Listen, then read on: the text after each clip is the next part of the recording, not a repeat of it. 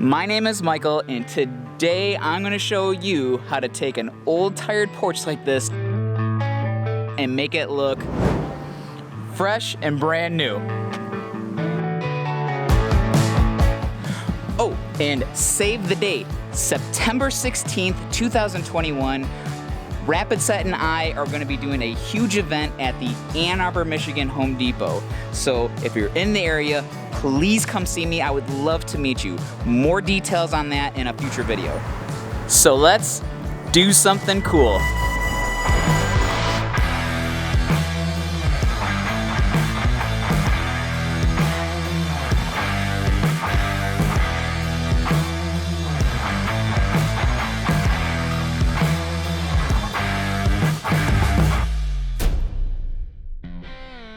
So this resurfacing video is not going to be too much different from my last resurfacing video, but the prep is going to be a little bit different. We're going to go vertical with the product this time, and of course at the end of the video we're going to do something a little bit more fun with the product as well. And I don't even know whose porch this is, but I'd sure be embarrassed. So the tough news with pretty much any kind of concrete project is that if there is paint present, it's got to go. It's got to come off. Otherwise, the concrete is not going to adhere well, especially if you've got flaking paint like this. But that's one of the reasons why I chose this porch to do this video, because I want to show you how I do that. Now, the paint on this porch is weathered pretty bad. I can probably scrape most of this off with a scraper, but it's not going to get it all. There's probably many different ways to remove paint from concrete, but there seems to be about 3 main ways you can get paint off of concrete. One is by media blasting or sand blasting. That's probably the easiest way to get paint off of the concrete, but it tends to be one of the messiest ways.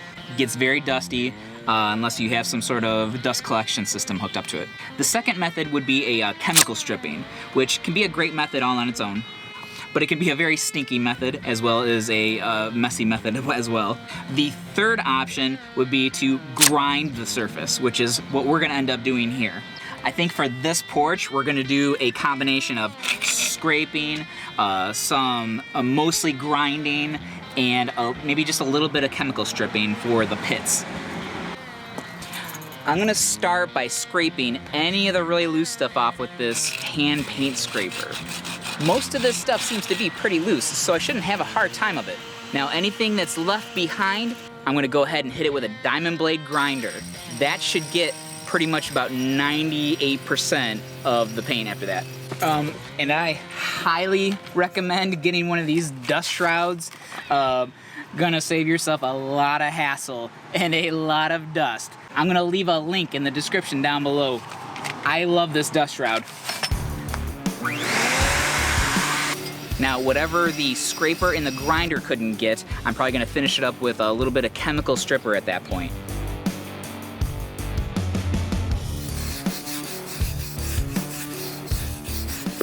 All right, now we've stripped all the paint off the porch, and we could go ahead and apply the NewCrete at this point if we really wanted to.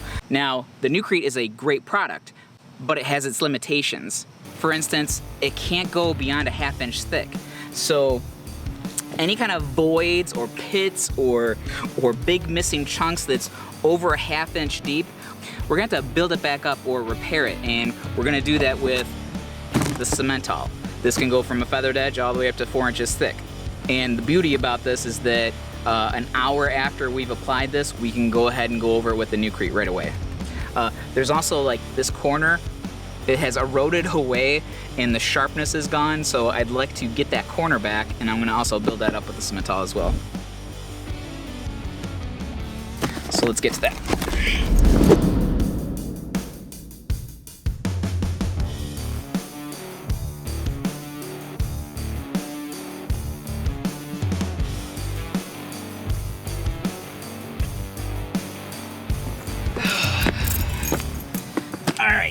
Got everything prepped. I got all my corners built back up, brought them back to life.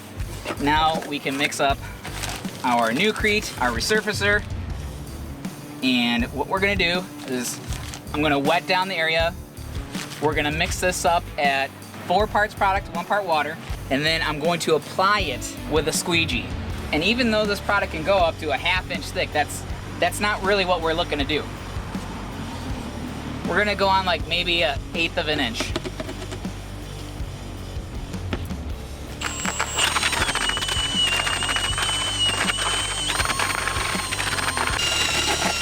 Going for like a pancake batter or oatmeal consistency. More pancake batter though. If you mix this up too stiff, it's just gonna be a pain in the butt to work with.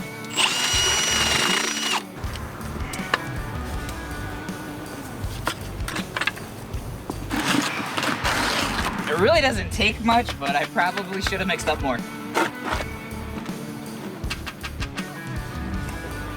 And then just push and pull the product around.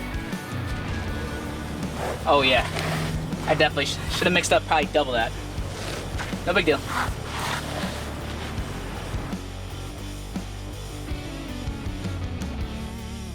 And I like to get into the tight spots with the trowel.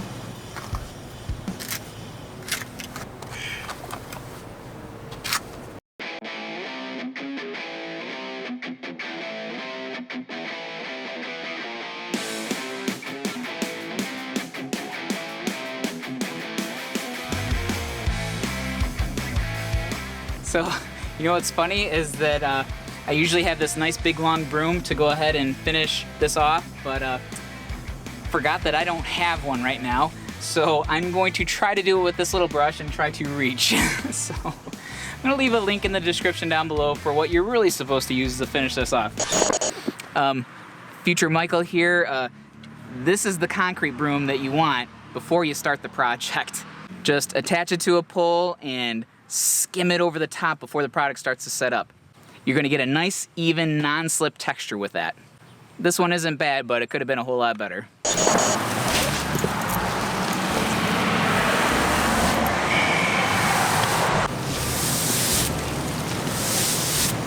What's extra great about the bush behind me is it's a picker bush.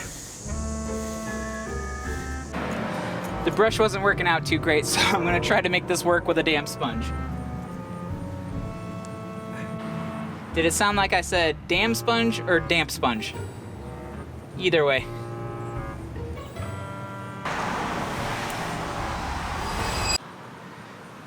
I think I saved it, but we won't find out until it cures.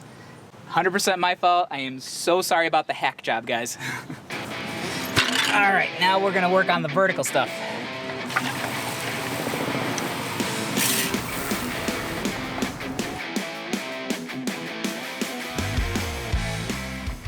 It's very easy to work vertically because it's polymer modified, which makes it kind of sticky.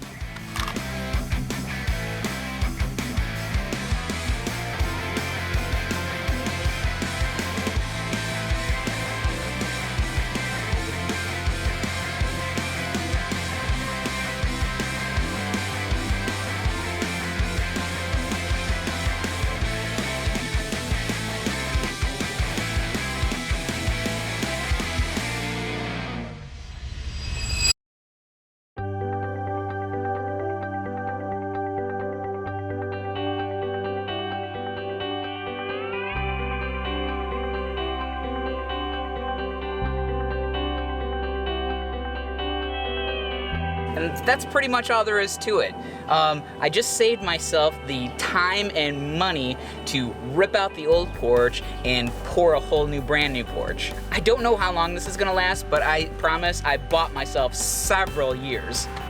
Now, this is a 7-foot by 4-foot porch, a little under 2 feet tall. Took a whole box to do something, just to give you an idea of how much a box will go. Now, I did have some discoloration, but that was mainly my fault for working the material too long and not having the proper tools when I started the project. But I also had some discoloration right here because I tried to touch this up later because I saw some spots that I missed. Also, had a little discoloration down here because I was working the material much too long after it already started to set up. So that's what happens when you hard trowel. Don't do that. but I think I did a pretty good job saving it. If I really wanted to, I could go over it with another thin layer and do it the right way. But how do you take a product like this and go one step further? I'll show you.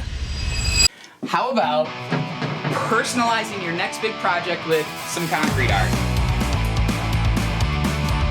Personalize your bar, personalize your outdoor patio, your driveway, your sidewalk. And since this is polymer modified, I'm pretty sure you could put this up on the wall. Color it any color you want. I mean, I should have colored this. Damn. Ugh. Anyway, it's really simple to do. I did this one on Hardy Backer, but you could do this on pretty much anything you wanted. I covered the substrate with duct tape as a painter's tape. I printed out a large printout of my logo on several different sheets of paper. I'll leave directions on how to do that in the description below. I sprayed it down with some spray adhesive. I laid my logo out on top of it. I cut everything out with a utility knife. Then I exposed all the sections that I wanted the resurfacer to stick to. I sprayed the substrate down with some water, mixed up a small batch, and just troweled it out. I think the key here though is to go as thin as you possibly can. Lay this stuff on too thick, and when you try to take the tape off, you're gonna have a hell of a time. And I'm sure this goes without saying, but I'm gonna say it anyway. Make sure to remove the duct tape before the product cures.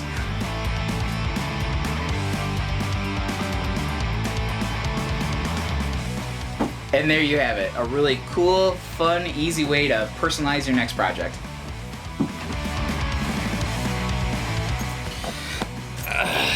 But that is the Rapid Set NewCrete Resurfacer. Goes from a feathered edge all the way up to 1/2 inch thick. You can walk and drive on it in 1 hour. Not all projects are gonna require all the prep that went into this one, but a fairly easy project. So if you like this video, please give it a thumbs up. If you haven't subscribed yet, please think about doing so. I promise you won't regret it. And I'll see you in the next video.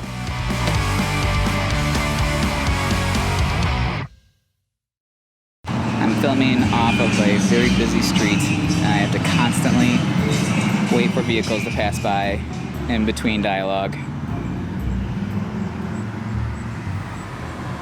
It's usually not that busy of a street. Not today. Mosquitoes! Got 'em! Really not. Mosquitoes! Mosquito! So we're gonna do that with the Cementol, and somebody wants to say hi.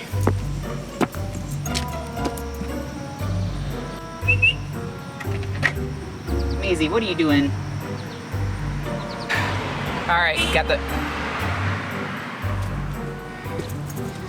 Stop honking at me.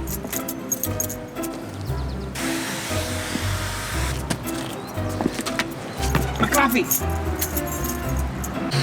I swear to God, I am never filming in front of my house ever again. Ever again. Never.